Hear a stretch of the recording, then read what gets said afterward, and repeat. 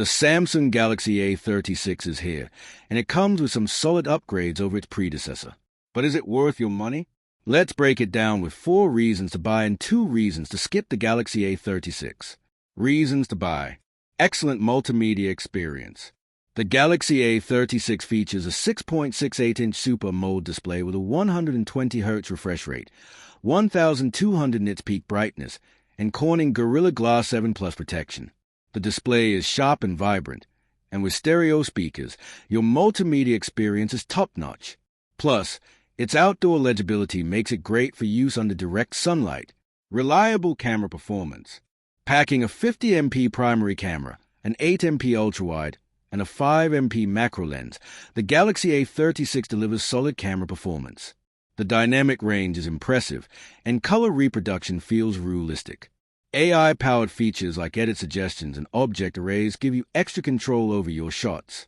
The 12MP front camera is decent, but a little inconsistent. Long software support.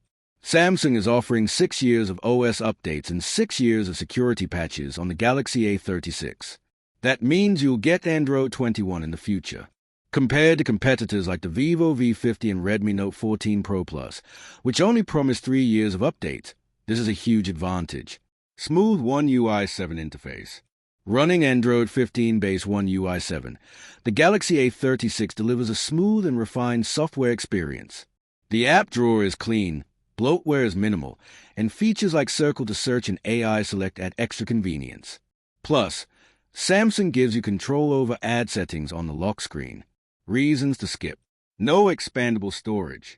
Unlike its predecessor, the Galaxy A36 does not support microSD expansion.